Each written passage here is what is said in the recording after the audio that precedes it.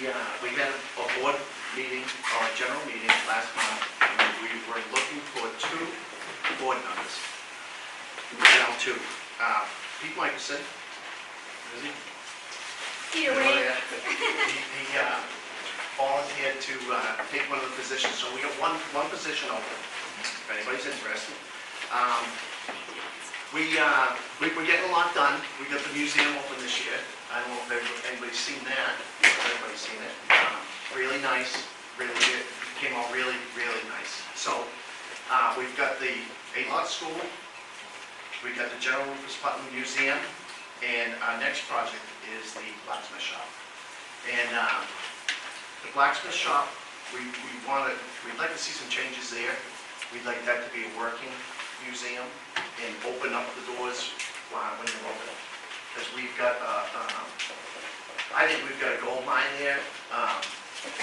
Gold mine of exposure anyway. You know, the Sutton Center store, you should see that place. It's so busy. And we're missing out on some exposure. So we've got 3 younger fellows that are interested in doing some blacksmithing. And we're going to talk about that. Charles? One of them. My son Brian, he's moving back to town from New York. And what I think is neat is there's a fellow that moved here from Rhode Island, and he loves Sutton. And I love those stories, because it really is nice, you know, because he fell into this place and he just can't believe it, you know. So he's got I think he's got a young child, and I know Charles already has some experience. Well, he built his own forge, so it's kind of neat. So we're working on that. We'll talk about it in our next board meeting to get that ball rolling. Also, the last meeting we had, John Pepperfini brought up an idea of a punch list. And we talk about a lot of things and we don't get things done and we forget about it, we drop it. So we got this punch list here. Dave did most of it. And if you look at the size of it, you can tell Dave's retired. So, but it gives, actually it's pretty good because it gives everybody here a scope on our needs. We're really a small group. Couple dozen people that participate all the time. So we need help.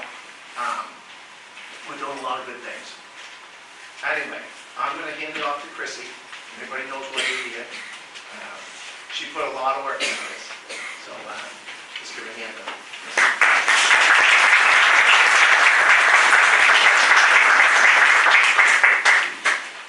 So first of all, I'd like to thank Gary and Judy for letting us use this wonderful hall for this presentation. And I'd like to introduce my friend, Clarence Hutchinson. So this is C. Clarence Hutchinson, who was a World War I veteran. He has a medal of victory here on him. And this is his original uniform. It's 100 years old. And if you get an opportunity at the end, just to come up and maybe touch the wool jacket to get a feel for what these soldiers were actually wearing. So, a couple of years ago, the Congress set up a World War I commission in anticipation of the 100th anniversary of World War I and America's involvement. And what they were asking people to do was to document their soldiers. So they reached out to historical societies all across the country to try to get people to bring back the stories of the soldiers that had served in the Great War. It was supposed to be the war to end all wars, but it wasn't. So the society decided to undertake a project about a year ago, and your booklets are the culmination of the research. And this PowerPoint is just a little overview for those who don't remember high school history of some of the things about World War I. Funny story too, if anyone has ever gone to Compton Collective over down in Worcester, I know Bob Largess knows where that is. This was just a beautiful print that was for sale, and I took a picture of it, so that's probably not right. But if you look, you can see the Statue of Liberty in the background, and I just thought it was a great fitting for the cover of the book.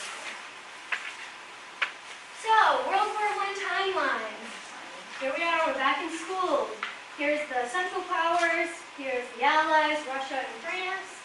And in June, the Archduke is assassinated by a Serbian terrorist. And by July, Austria declares war, and then Germany declares war, and then Germany invades Belgium, trying to get to Paris within, I forget the number of days, a very short amount of time.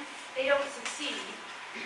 Britain declares war on Germany, and Woodrow Wilson decides to stay neutral. Now the important thing here is when Britain declares war, they cut the transatlantic lines except for their own. So now the only way the United States can communicate with Europe is through Britain. So we're neutral, but in addition, we were in a slight recession, so the war was great for the U.S. because we were supplying arms and woolen uniforms and steel and everything to, what is that? Okay. Do not remind me. All right, we don't want to get reminded. No. Okay. And then Austria-Hungary invades Russia. So we have our Eastern Front and our Western Front. On May 7th of 1915, the German U-boat sinks the Lusitania, which is basically a private ship that's carrying passengers back and forth across the ocean. There's 128 Americans. Now the British decided not to provide an escort to this ship because the British were actually hoping we would get into the war to help them out. So anyways, it sunk very, very quickly, and historians do say that it did have some kind of weaponry on it at the time. So it was transporting private citizens, but it was also transporting stuff over to the Brits. And there's the headlines. So what finally gets us into the war is this telegram that comes between Mexico and Germany and Japan. Basically, hey, Mexico, if you get involved in the war, we'll give you Texas and Arizona when the war is over. So at that point, Woodrow Wilson decides that we're going to have to declare war against the Germans. So we officially declare war on April 6, 1917. He's not very happy about it. We're not fighting for land or money. We're just fighting for democracy. So now the problem is we only have an army of about 300,000 people in the country. Some are National Guard, some are regular army. But in order for us to go to Europe, we're going to need about 4 million soldiers. So now how are we going to get 4 million soldiers? The war's already been raging since 1914. They had tried to draft in the Civil War and it didn't go over very well. But they knew they needed to get a lot of men in here. Now we had 23 million immigrants coming to our country in maybe, I don't know, the 30, 40 years before this. So we were a country of Italian Americans, Irish Americans, Franco-Americans, you know, kind of a whole blend. So how do we get them all to get on board? So they decide to put this in, and they're going to register 24 million people, which is 23% of the population of the U.S. And they have their little flyers. They set 3 registration dates based on how old you are, because they're trying to catch everyone. So the biggest registration is that June 5th of 1917. The other 2 are there to catch people that maybe weren't 18 at the time. So 9.5 million men registered for selective service on June 5th. And this is actually a World War I draft card of one of our soldiers. His name's Alexander Bebo, and he worked at the DB&R Night Company, which is the building you're in. So that was very interesting. And you can see they don't look too sad about registering. They called it selective service, not the draft, because they wanted to make you think you were volunteering. You had a big volunteer spirit. So this is actually how they did the draft. Like a bingo game. They each took turns with the mask and they pulled out numbers. And in the background, that's a chalkboard. So they just wrote your number on that chalkboard. And then you'd get a letter. So this is Napoleon Chapdelain's letter. And he's one of our soldiers, one of the first ones to actually go to France. And so they actually drafted 680,000 men on that day. And these gentlemen from our list decided to enlist. And so when you enlist on your own, you get a little bit more choice. So we had 3 who went into the Marines, 4 that went into the Navy, and we had 3 young men who were in what is now called the ROTC. It was called the Student Army Training Corps. So, but the rest of our guys were drafted. So 17 of our men were drafted in that first round, and they had to report. These are some of the propaganda posters that were out there. There's many, many more. I just threw a couple in there. They wanted the force to go over to be Americans. You're not Italian, you're not Irish, you're an American. Now don't forget, these guys could be fighting their cousins for some of them. We had foreign-born guys that were in ours. We had some guys from Portugal, from Italy, from Germany, from Russia. So in our small 75 men, we had that type of representation as well. So now, we've just tripled our military. Where are we going to put them? So they had to quickly start building these camps. And one of the first ones to go up was Camp Devens, which is now Fort Devens, which is now not really a military base, I don't think. And that center was a reception center, ended up being a demobilization center, and those were the divisions that were out of there. So, they didn't have a place to put them, and they didn't have any weapons for them. So, even though this is now Massachusetts, you'll see the Statue of Liberty, they're holding broomsticks. So, some soldiers actually went to France without a weapon. They were told to pick up the first weapon they found. So, the 26th Yankee Division was the first big division to go to France, and we had 4 of our gentlemen were in that Yankee Division. And Mr. Maynard, in the back, actually has one of the rings from the Yankee Division. Ironically, we only had 6 men wounded in action. Our first man to go was John McDonald. He was he enlisted himself, and he was the first man from Sutton to deploy to France. I think it was September 17th. He was wounded in action. 3 of these gentlemen were also wounded in action. So there you go. If you're there first and you're there longer, your chances of getting wounded were better. So the 26th was such a great help to France. France actually gave them a recognition ceremony, and they're actually doing something, I forget exactly what it was with this flag. It's like an honor that they're giving to that 26th Yankee Division. They saw a lot of combat. So, what's so interesting about World War I? Well, the way we fought completely changed. Trench warfare.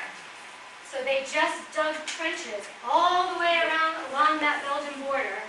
The German trenches were fortified with cement, and they had bunkers, and they had machine gun outlays. Our trenches were just ditches that were full of lice and rats and water. And basically that's where they fought. And that 26th Yankee Division, they went in July. So when you come over and touch this uniform, that uniform was given to them when they deployed. So that big coat, even though it was July, was part of their equipment, and they were supposed to carry that on their backs. So the Brigadier General that we met at the Senior Center mentioned that many of those men dumped those jackets in the summer. So then the winter came and you didn't have a coat. So trench warfare, airplanes. They started using airplanes, the Germans, just for surveillance, and before you know it, they got the guns to shoot between the propellers. So there you had it. You had air warfare. So you're in the trench, now you don't know if you're going to have artillery or something being shot at you from the sky. And the Germans invented the U-boat. They didn't have a good navy, so they figured they'd beat us under the water. That's how the Lusitania was done. And then the Brits invented the tank. And lastly, the Germans introduced mustard gas. So many of the soldiers were wounded by this. It was like a chlorine gas. It could be either yellow or green, and it really hurt your lungs.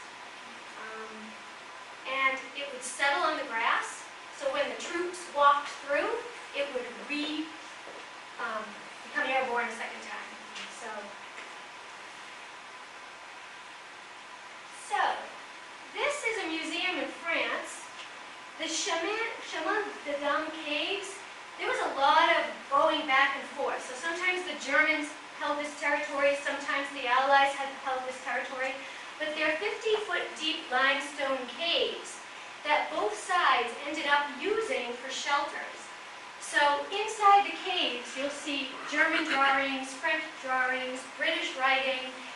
And when the war was over, they just abandoned all their equipment in it. So you can actually go here, and all that stuff is still in these caves. And they were used for shelter to get out of the trenches during the battles. And that man there, Napoleon, he was actually in the Chemin and probably spent time in these caves. And he is one of our soldiers. He's also one from the 26th Division, and he's also wounded in action. He was actually gassed. So, we all think we have automobiles. World War I, they were still working with horses and carriages and buggies and mud. The horse ambulance, you put the horse there in the back, and here you put, I think, 6 gentlemen in one of those ambulances. But we had a man in the veterinary corps. So that's Clarke. He actually didn't go to Europe until after the Armistice, because he was probably helping with all the animals. He ended up having a farm, I think, over in West Sutton. And actually, for anyone who went to Manchog School, his sister was Mrs. Riley, school teacher. These guys were in the cavalry. This gentleman from Manchog was in the horse section. This guy was in the medical corps, Mr. Smith. And we had a couple more guys in the medical department. So if the war isn't bad enough, we have to get hit with the Spanish flu. The Spanish flu killed way more people than the war did. It killed 50 million people worldwide. It started, they think, in Fort Riley, Kansas, in the spring of 1918. It burned a ton of manure, it made a toxic gas, and before you know it, you got a sick soldier. One sick soldier was 100 sick soldiers within hours, and they ended up having 48 soldiers die at that camp.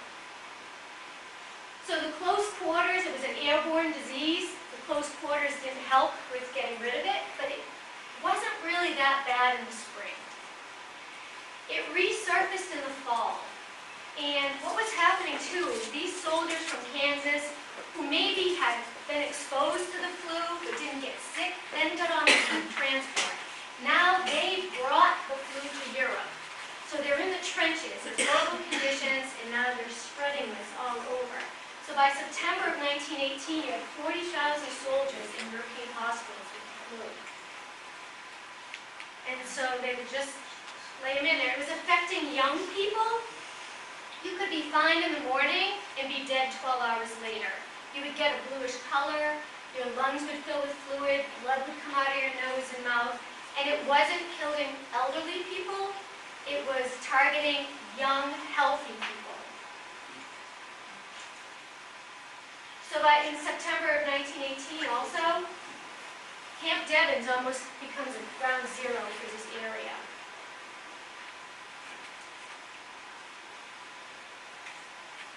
So, meanwhile, back in civilian life, I think 550,000 Americans died in 10 months.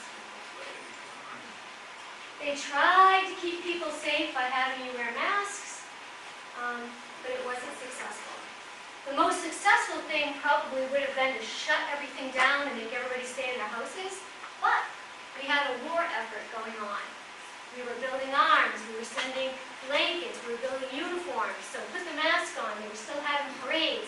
The suffragettes were still fighting for their right to vote. There was a lot of people crowded in the cities working in the mills. So, this here, and I don't know if you can read it, this is who they believe is patient zero for the Blackstone Valley, more specifically Whitensville. He's a soldier from Devens who wasn't feeling well, and he comes to Whitensville to stay with some friends. And he ends up dying there. And you can see he dies on September 19th. So the gentleman that determine that this is the patient 0, he kept going back. So when you go on Ancestry, you can get into some records. You can get into death records, and you can keep going back and back and back, and it'll be in the same town. He kept going back where it showed you the pneumonia or the flu, doop, doop, doop, until he got to this guy. And then before that, there wasn't any. So that's why he really thinks that that gentleman was the first one. And he actually came from Devon, so it makes sense. So in Sutton, these are the we lost 19 people between, I started at September 30th, 1918. And you can see they're 19, 28, 43, 31, 28, 18. This gentleman here, he's 68. That's Dr. Couliard. He was the doctor in Manchot. He was the doctor for the school system. So what do you think? He was probably treating patients and caught the flu himself. So, and you can see some were at home, some were working in the mill, there were a couple children. So based on my research, and I have to still do more research, that's why the handout you have is actually a draft. I'm not done. I ran out of time. From doing research on Ancestry, I can see that these soldiers, at one time or the other, are either out sick, according to their military record, or they're coming back to the U.S. on a sick transport. And they're not wounded, because I have in the service record whether they're wounded in action. So they could have shell shock. So shell shock is because of the artillery, they're just like that all the time. So they could have that, they could have the flu. So I have to do more research to determine what their illness was, but they did transport sick. So we didn't lose any soldiers, all 75 came home, but we lost 19 people to the flu. So, finally, the Americans get a lot of credit for this battle and this great offensive and for finally driving the Germans back and getting them to sign the armistice. But you have to step back and you have to understand that Europe started the war in August of 1914. We're now in 1918. The amount of loss of soldiers for the European forces, they're just decimated, all sides. The Allies, the Central Powers. The U.S. is coming in 4 million strong, healthy. We've just got more and more. You have 4 million over here, and we've already got another 500,000 getting ready to come. So we had the advantage, and we were perceived as just being crazy. We didn't retreat. We just kept going. So this was Pershing's big offensive to just end it, just end the war. So we had over 1 million soldiers that participated in this campaign. 26,000 soldiers were killed in action, and there were 120,000 total casualties. And it is still the deadliest campaign in American history. So this is right before it. There's Pershing. He's up there. See all the hats? Clarence was there. He was in the Meuse Argonne. He's in that crowd. Both Clarence and Anthony Willett, I've been able to verify, were definitely there. There are probably more soldiers, but until I have a source document that proves that they were there, I'm not going to say that. So it's just dense, tangled, valley, ridges, barbed wire, snipers. You can't see in front of you. There's gas. There they are. Look at how many people. Can you see in that picture? There's just so many troops. And then, there you go. So the last man to be killed in World War I, before the armistice went into effect, was that poor gentleman there. He was a 23-year-old soldier from Baltimore. It just wasn't his lucky day. He's literally a second before the armistice. So when the armistice was signed, this American flyer was flying over no man's land on the battlefield. And he's just flying up there with his plane. And what does he notice? When 11 a.m. comes, all of a sudden he witnesses helmets getting thrown into the air and guns getting thrown down. and people walking like this, but they're coming out of both sides, and they're looking at each other. And then they start dancing, and they're hugging, and they're exchanging hats, because they were all just so happy to be getting out of that area that was called no man's land. So this is from the Defense Casualty Analysis System. We had 53,000 soldiers die in battle, and 63,000 died in non-battle deaths. A lot of those were the flu. We had 204,000 troops wounded. We had over almost 5 million troops in total. So we went from April 6th, 1917, with an army of 300,000, to November 11th, 1918, with almost 5 million soldiers. So that was...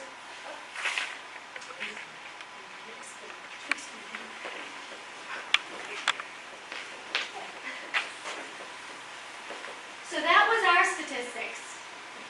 And over there you can see the other military casualties by country. 1.2 million people dead in Austria-Hungary, 1.7 million in Germany, 1.4 in France. I mean, you lost a whole generation of men in that war. Russia, 1.7 million. So in total, the war killed 8.5 million people. Soldiers, 21 million were wounded, but the flu killed 50 million. So think about it. From 1914 to 1918, the world lost 58 million people. Tumbling. So here we go. Everyone's excited. Great War is over. Armistice signed. So that's why we have Veterans Day now. It started as Armistice Day. And then we had World War II. And then we had Vietnam, and Korea, and Afghanistan. And there's just so many of them that it's now Veterans Day. But the root of it is that celebration of the end of the war that was supposed to end all wars, the Great War. And Congress is trying to get us to document these soldiers because when we would have celebrated them at the 25th anniversary, it was World War II. When we would have done the 50th, it was Vietnam. And now they're all passed away. So we've kind of lost a lot of that. So this is just more joy at the war being over. You can see the hats getting thrown in the air. And just, we're going home. And these are the troop transports. You can see how crowded and packed they were, and why that would have allowed a lot of illness to spread. And then this is their packs. So I have a few things on the table back there, and there's some information on George Plant. And George Plant ran the Manchok store for 26 years in town, and he returned. He enlisted into the Marines. He ended up being on the school committee for 16 years. They actually closed the schools for his funeral. But that man was 5 feet 4 inches and a quarter. So when you look at the draft cards and you see their heights, it's also very humbling if you come and touch that little jacket to understand that these weren't huge guys. They're small guys with a lot of equipment. So they're celebrating. Now I took a little liberty with this one. This is a parade in Manchok back around that time period that we've never been able to identify what it was for. But the car does say 1920, so I threw these old pictures in because I know there was a celebration for the soldiers in Sutton. I can see it getting paid for in the annual report, but I cannot find a record of where it was, when it was. So I kind of took a liberty just to put a parade picture in. Where in Manchok is that? So this, Busquets' garage would be right here. This would be Ted Busquets' house. That was the old St. Anne's. So this would be going up towards the mills. This would be going towards Douglas. So they'd be marching towards Douglas from where we are right now. So the Manchok Hotel would have been like on this side of the street. So So then on this side over here is my mystery photo. So I've been trying to identify different men in the picture. Now, I can ask your opinion. Does this guy look like he's maybe carrying drumsticks? Yes. Because we have a guy, Howard Knight. He was a musician, 3rd class. That was his, he wasn't a private 1st class or a wagoneer. He was actually a musician. So I wonder if that's him, but I can't put that face in my booklet until I prove. Isn't that man in the bottom right carrying a trumpet or something in his lap? This guy right here? Yeah, what's that? Yeah, I don't know. I almost wondered if he was a priest, too. I didn't. But this is Channing Smith, right, Joyce? Yeah. This is John Dudley, right, Joyce? Yeah, and the guy next to him that is Peterson. This is Fred Peterson? Yeah. I will correct that. Mrs. Yvette Pickard thought this might be Eugene Donay. So, I'd love to put a name in the faces. So, never throw away anything old that you find in your attic. We'll take a look at it, right, Joyce? So, sadly, this is the memorial that's in the town hall. The selectmen assigned $800 for it. It came in under budget. It was finished in 1921. I'm going to assume they had some kind of a dedication. Again, I cannot find anything. I cannot find a local paper that did Sutton News. The Blackstone News didn't do Sutton. No one in Millbury seems to know if there was a local paper. Oh, you were in the paper. Well, the Telegram would probably have records for these celebrations. Oh, okay. Yeah, they can All right. if they're there. All right. I would love to keep looking for that.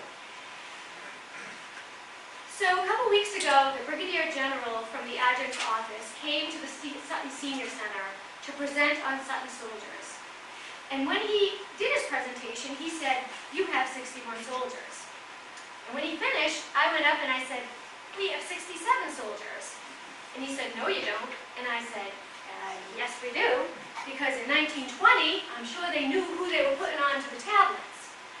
But for military purposes, you're considered deploying from the town if on the day you actually enlisted or were drafted, your home address was Sutton." So, I had to reconcile his list to our list. And what I found is we have 14 guys on this list that the state says didn't come from Sutton. And he has 8 guys on his list that we don't have on our memorial. So these are the 8 gentlemen that are missing from the memorial.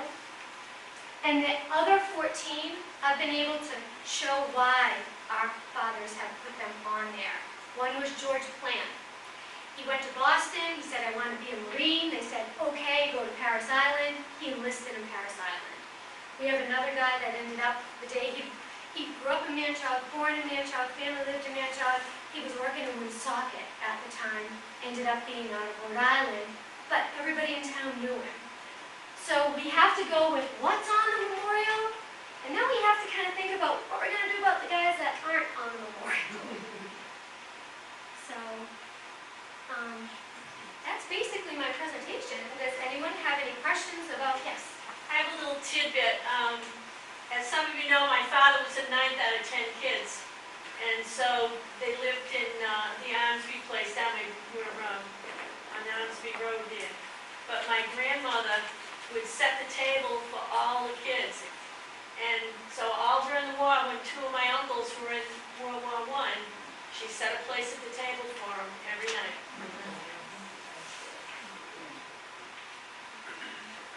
Any other tidbits? I did, if you looked in your pamphlet, I tried to pick out some different types of information in the front. Who was foreign born, who was brothers. We actually had several groups of brothers. The Fanians, the Johnsons, the Lynches, the McDonalds, the Smiths, and the Zonperlos were all brothers. So we weren't just sending one son, we were sending 2. And I guess that's all I have. So.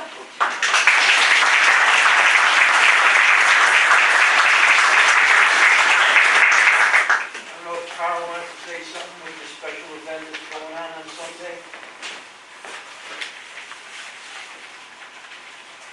Doesn't everybody know? No? A friend of mine said we ought to do something with the cannon, and so I've arranged, we're going to fire 5 rounds, hopefully starting at 10:48 a.m., 3-minute intervals ending at 11, and then Congregation Church is going to ring their bells, and someone's working on getting St. Mark's to ring their bell, and if St. Anne's and any of the others want to. It's a big thing.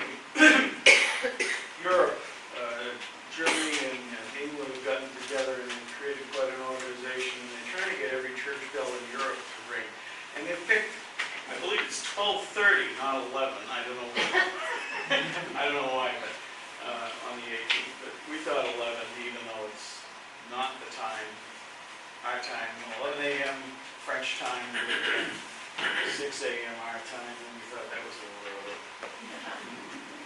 So, if you're not doing anything, and what didn't make it in your little announcement or on the Sutton page is the American Legion's going to come up too. And take a little part in those regames and fire a salute to their squad. Oh, and that's what's also in the back are the people who are buried in Sutton who were World War I veterans. You'll see that. There's also an index in the back because every soldier, I tried to get his parents' names, so the mother's names are in there with the maiden names. So if you look in the back in the index, you can sometimes see sisters that have sons going. It's just a different way to look at it. But we have soldiers who deployed, but we also have soldiers who ended up serving, then moving to Sutton, and being buried here.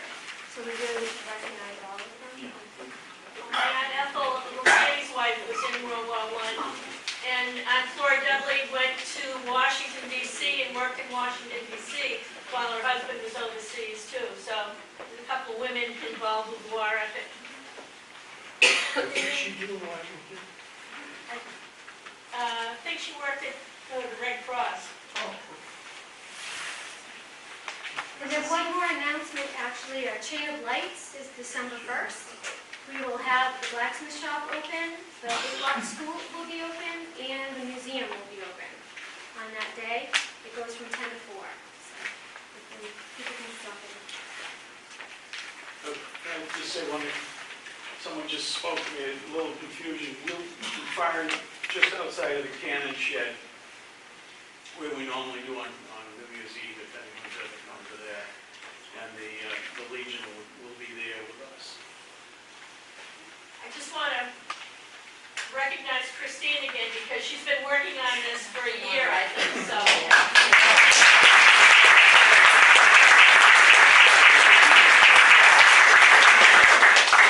And please, come up and touch the jacket.